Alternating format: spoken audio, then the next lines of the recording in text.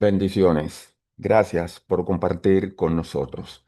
Hoy vamos a enseñar bajo el tema la batalla entre el alma y el espíritu.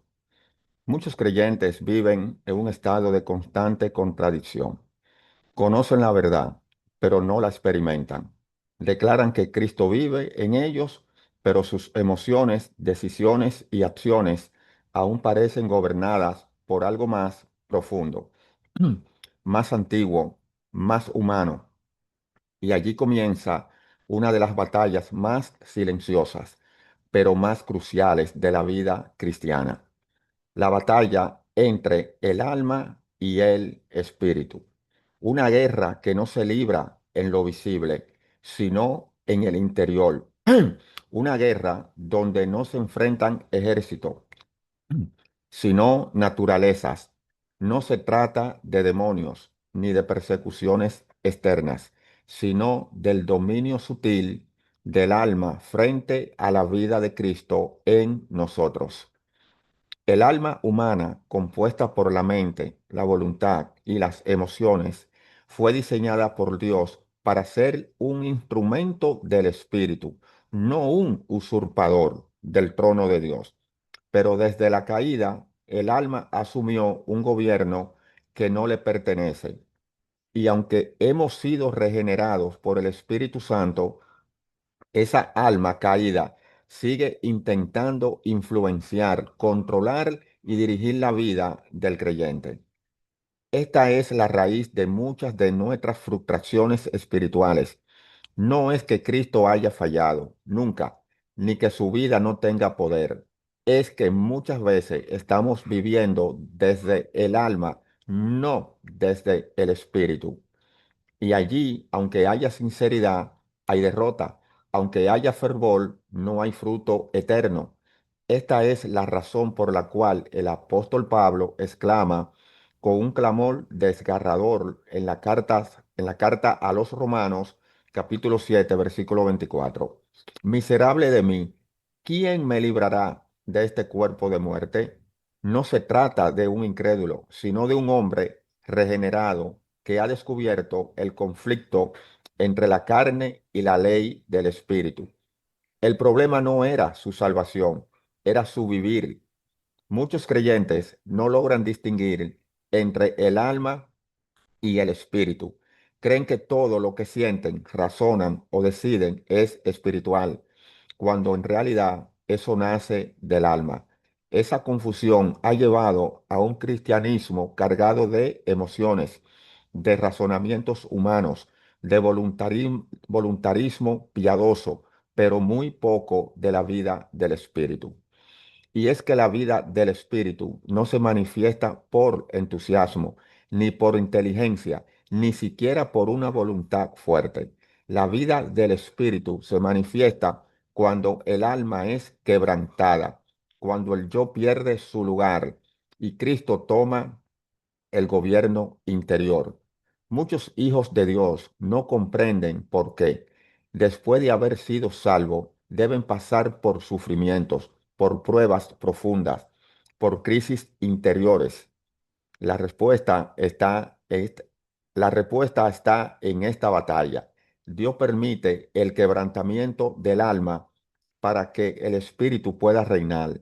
Como dijo el salmista en el libro de los Salmos, capítulo 51, versículo 17. Los sacrificios de Dios son el espíritu quebrantado. Al corazón contrito y humillado no despreciarás tú, oh Dios. No es el alma orgullosa y activa la que agrada al Señor, sino el espíritu quebrantado, que ha sido moldeado por el trato de la cruz.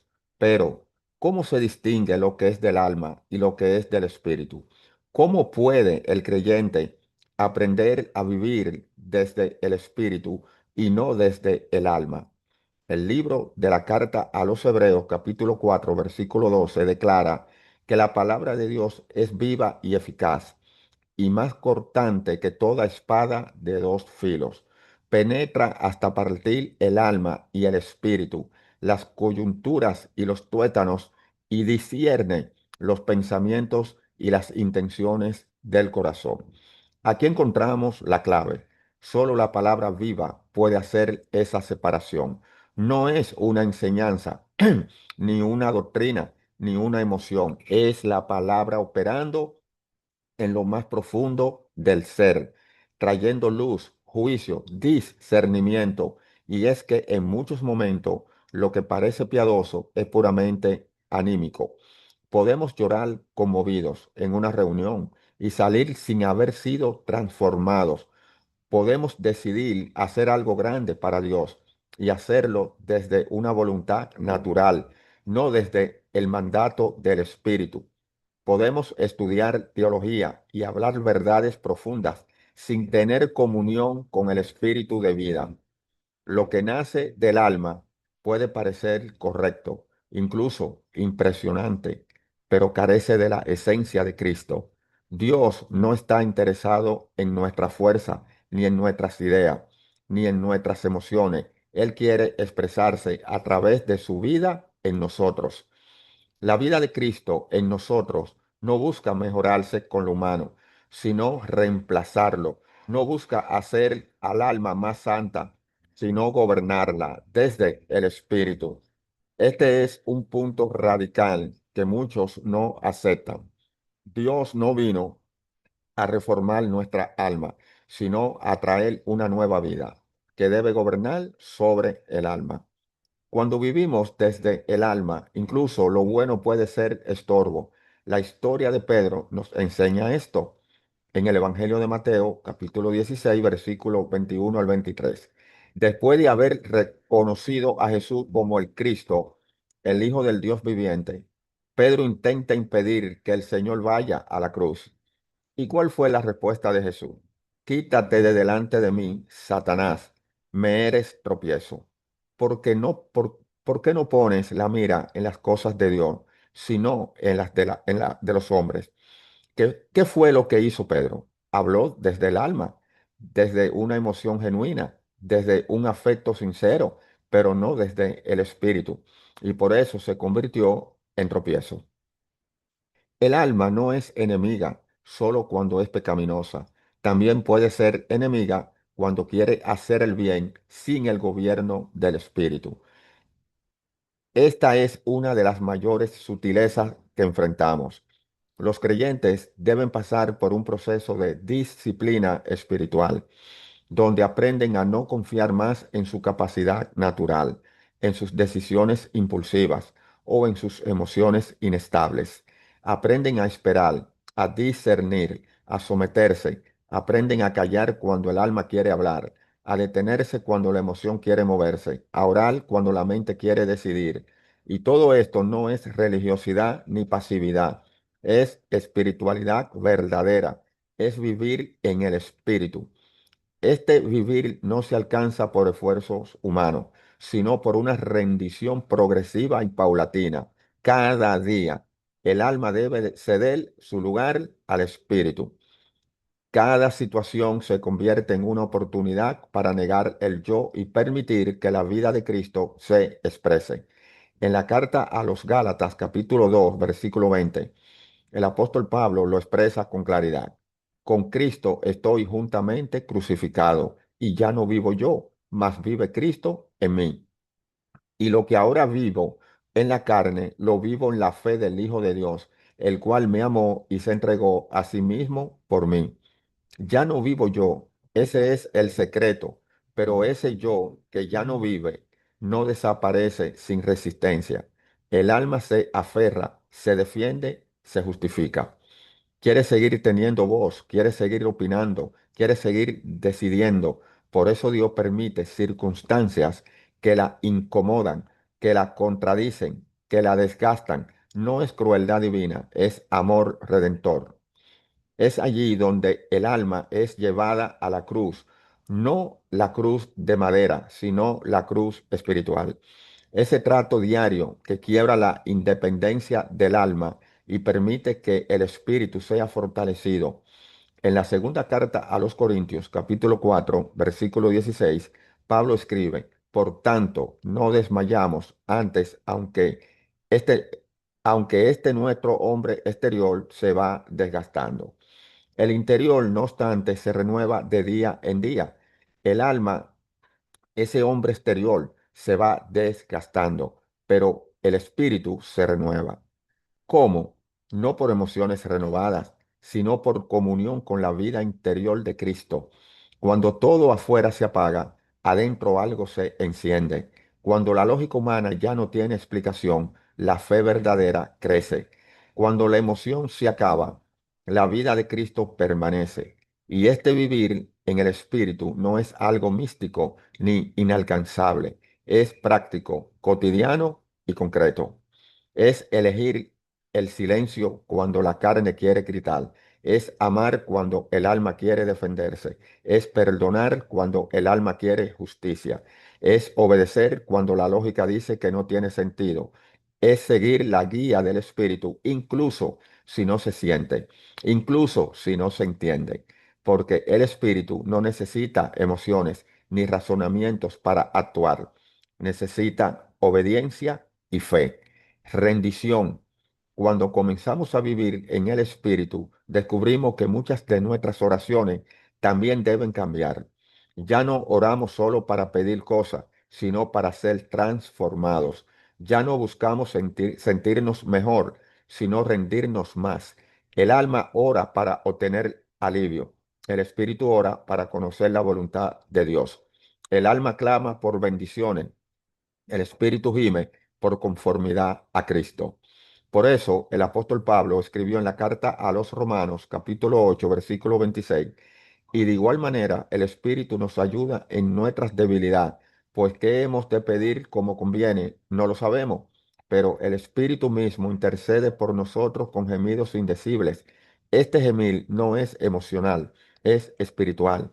Es el resultado de una vida que ha renunciado a sí misma y busca, por sobre todo, que Cristo sea formado en ella. Y esto es lo que muchos creyentes no comprenden, que el propósito del Espíritu Santo en nosotros no es solamente consolarnos, sino conformarnos a la imagen del Hijo de Dios. No es solo darnos poder, sino formar carácter. No es solo darnos dones, sino llevarnos a morir al alma para que vivamos por el Espíritu. Por eso, muchas veces lo que creemos que es sequedad espiritual es en realidad una invitación al quebrantamiento. Lo que pensamos que es abandono es entrenamiento. Lo que interpretamos como ausencia de Dios es la cruz obrando en lo profundo del alma. Dios no está lejos, está haciendo una obra invisible, pero eterna, como dice la segunda carta a los Corintios, capítulo 4, versículo 17. Porque esta leve tribulación momentánea produce en nosotros un cada vez más excelente y eterno peso de gloria. La gloria no se produce en la comodidad, sino en el quebranto, no en el estímulo emocional, sino en la obediencia silenciosa.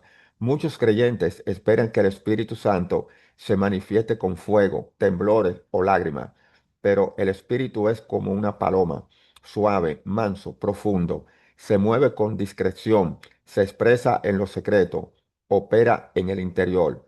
Cuando el alma guarda silencio, el Espíritu habla. Cuando el alma se rinde, el espíritu gobierna, y en ese gobierno comienza la verdadera libertad, porque, como está escrito en la segunda carta a los Corintios, capítulo 3, versículo 17, porque el Señor es el espíritu, y donde está el espíritu del Señor, allí hay libertad. No se trata de una libertad superficial, sino de una libertad interior, libertad del yo, de las emociones desordenadas, de los razonamientos humanos, de las reacciones impulsivas, libertad para amar, para obedecer, para entregarse. Vivir en el espíritu no significa no tener alma, sino que el alma se ha rendido al gobierno del espíritu. La mente sigue existiendo, pero ahora piensa con la mente de Cristo. Las emociones siguen presentes, pero ya no dominan, se subordinan. La voluntad no desaparece, pero se somete. Todo lo que antes era autónomo, ahora se alinea.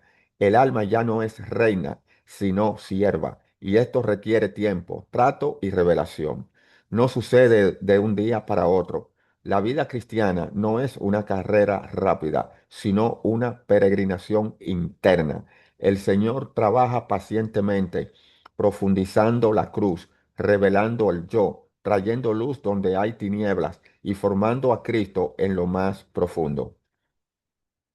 Todo creyente debe experimentar el proceso de la cruz espiritual, ese trato interno donde el alma es expuesta y el espíritu fortalecido. Es allí donde aprendemos a distinguir entre lo que es de Dios y lo que simplemente viene de nosotros. Es allí donde descubrimos cuán sutil puede ser el yo. Podemos hacer cosas para Dios, pero con motivaciones que no vienen del Espíritu. Podemos servir, predicar, cantar, dar, ayudar y aún así estar actuando, perdón, y aún así estar actuando desde el alma, porque el alma puede imitar muchas cosas, pero no puede producir vida eterna. Solo lo que nace del Espíritu permanece, como dijo Jesús en el Evangelio según Juan capítulo 3 versículo 6. Lo que es nacido de la carne, carne es, y lo que es nacido del Espíritu, Espíritu es. Este versículo nos confronta con una verdad ineludible, ineludible. No importa cuán bueno parezca algo, si no nace del alma, es carne. Si no fue engendrado por el Espíritu, no tiene valor eterno.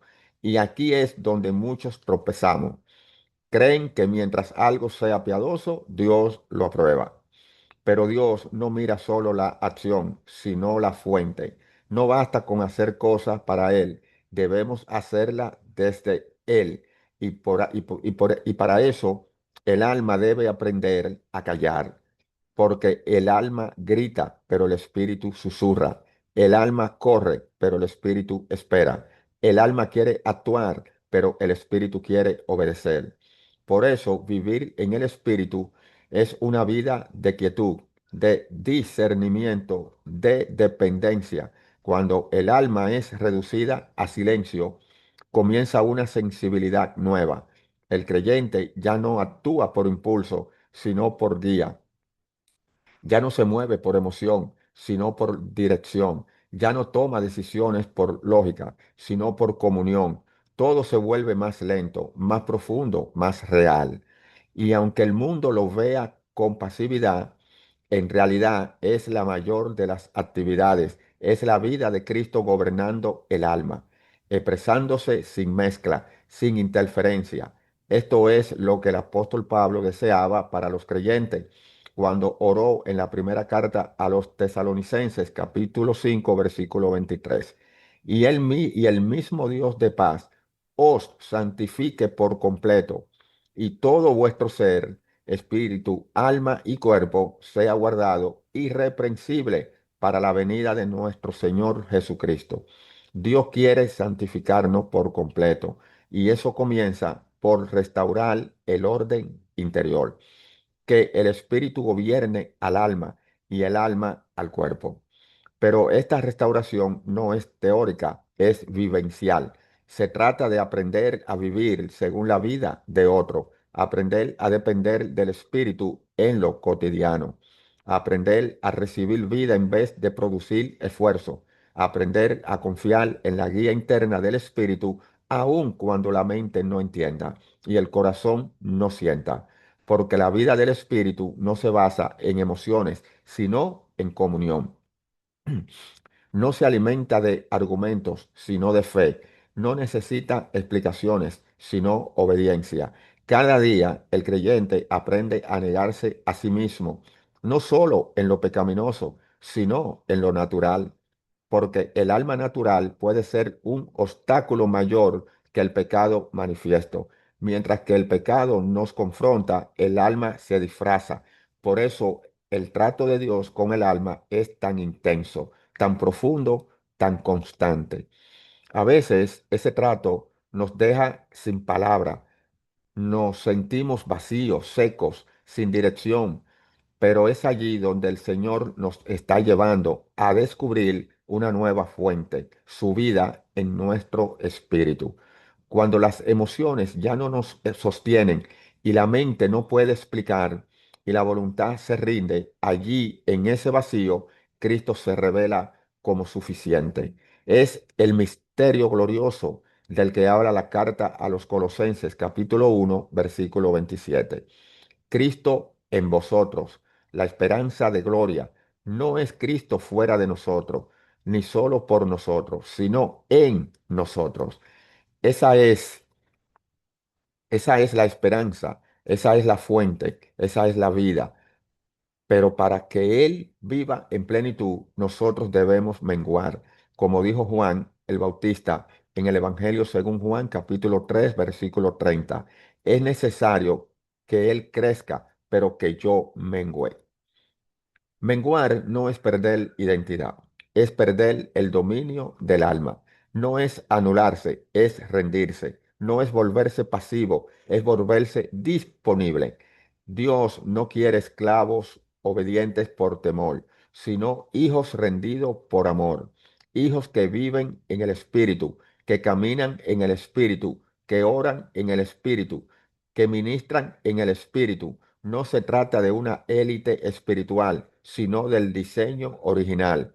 Dios Dios no diseñó al hombre para que viva desde el alma, sino desde el espíritu.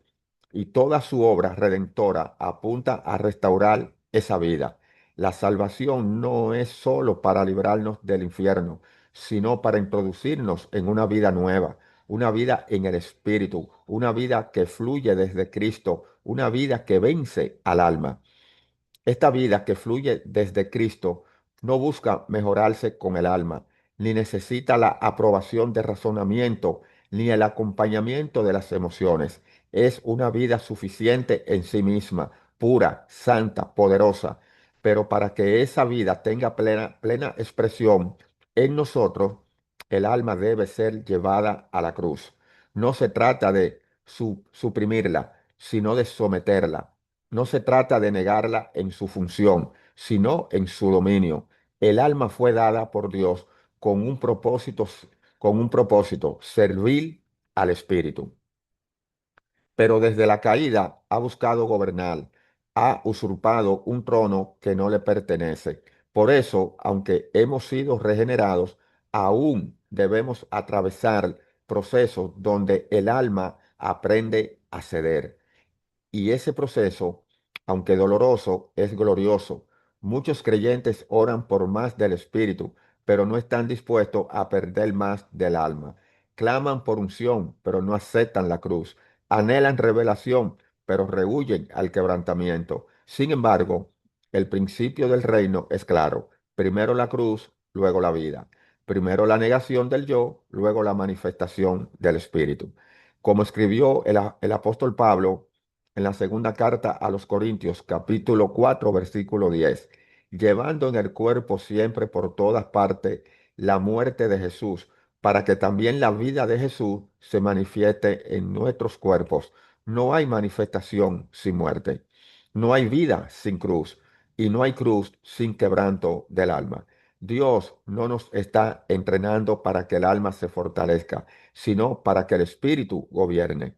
No se trata de hacer que nuestra mente piense mejor, ni que nuestras emociones se sientan más puras, ni que nuestra voluntad sea más firme. Se trata de que el alma se convierta en un canal del Espíritu, no en una barrera. Y eso solo se logra cuando Cristo mismo toma el lugar central en nosotros, no como visita ocasional ni como una inspiración dominical, sino como el Señor permanece y absoluto de nuestro ser interior. Esta es la meta de toda verdadera vida espiritual, que Cristo sea formado en nosotros y que nosotros seamos hallados en Él. Cuando el alma gobierna, aún en la religión, el resultado es confusión. Muchos movimientos han nacido del alma fervorosa y han producido división, emocionalismo, incluso herejía. Pero cuando el Espíritu gobierna, hay edificación, hay vida, hay fruto eterno y ese fruto no es visible inmediatamente. ni siempre es reconocido por los hombres. A veces es una palabra dicha en el momento justo, un silencio obediente, una oración secreta, una decisión sin aplauso. Pero en el cielo eso es oro puro, porque fue nacido del Espíritu, como enseña la primera carta a los Corintios, capítulo 3, versículo 13. La obra de cada uno será manifiesta porque el día la declarará, pues por el fuego será revelada, y la obra de cada uno, cual sea el fuego, la probará. El fuego no probará cuán emocional fue nuestra fe, sino cuán espiritual fue nuestra vida. No cuán activa fue nuestra alma, sino cuán gobernada por el Espíritu. Y vivir en el Espíritu no es algo místico ni inalcanzable, es profundamente práctico. Es aprender a consultar al Señor en cada decisión. Es detenerse cuando el alma quiere correr. Es callar cuando la carne quiere hablar. Es humillarse cuando la emoción quiere justificarse. Es negarse cuando la voluntad quiere imponerse. Es vivir una vida interior con Dios, donde cada paso es guiado, cada pensamiento es juzgado, cada emoción es medida por la paz de Cristo, como dice la carta a los Colosenses capítulo 3 versículo 15. Y la paz de Dios gobierne en vuestros corazones, a la que asimismo fuisteis llamados en un solo cuerpo. Y sed agradecidos. Esa paz no es un sentimiento pasajero, es una autoridad interior que regula todo. Cuando vivimos en el Espíritu, esa paz se convierte en el árbitro que nos dirige. Si hay paz, avanzamos. Si se va, esperamos. Este tipo de vida requiere sensibilidad y la sensibilidad espiritual no se logra con entrenamiento humano, sino con trato divino. Cada vez que obedecemos la voz del Espíritu en lo pequeño, se afina nuestro oído. Cada vez que nos rendimos en lo oculto, se fortalece nuestro espíritu. Cada vez que negamos el alma, ganamos visión. Por eso, muchos creyentes que han pasado por el quebrantamiento profundo son los más mansos, pero también los más firmes, los más silenciosos, pero también los más llenos de luz, porque no confían en su alma, sino en el espíritu, y no caminan por vista, ni por emoción, ni por lógica, caminan por la vida de otro dentro de ellos. Esta es la vida cristiana normal, no la vida extraordinaria de unos pocos, sino el llamado de todos los hijos de Dios. El apóstol Pablo lo dijo claramente en la carta a los Romanos, capítulo 8, versículo 14. Porque todos los que son guiados por el Espíritu de Dios, estos son hijos de Dios. No se trata de dones, ni de ministerio, ni de posiciones. Se trata de ser guiados, de permitir que el Espíritu gobierne, de vivir en una dependencia constante, diaria, real. Esta vida no se vive por información, sino por comunión. No se vive desde el alma, no se vive desde el alma entusiasmada, sino desde el espíritu obediente. Y aquí llegamos a uno de los mayores engaños de este tiempo. La vida cristiana basada en el alma, una fe centrada en emociones, en razonamientos, en voluntarismo, pero sin comunión con el Espíritu, sin sujeción al gobierno interior de Cristo, sin fruto que permanezca. Y aunque pueda haber multitudes, actividad, visibilidad, todo será consumido por el fuego. Por eso el Señor está llamando a su pueblo a volver al Espíritu, a salir del alma religiosa, del fervor natural, del intelecto orgulloso, de la emoción desordenada, y al entrar en una comunión viva, silenciosa y profunda y constante con su espíritu. Este llamado no es para los fuertes, sino para los rendidos. No es para los sabios según el mundo, sino para los que han vuelto como niños. No es para los que quieren controlar, sino para los que quieren obedecer, porque vivir en el Espíritu es vivir en humildad, en dependencia, en entrega, es vivir una vida crucificada al alma, pero viva en Cristo. como lo expresa la carta a los Gálatas, capítulo 5, versículo 24. Pero los que son de Cristo han crucificado la carne con sus pasiones y deseos. Y esa crucifixión no es sólo del pecado grosero, sino también de la actividad del alma que no se sujeta.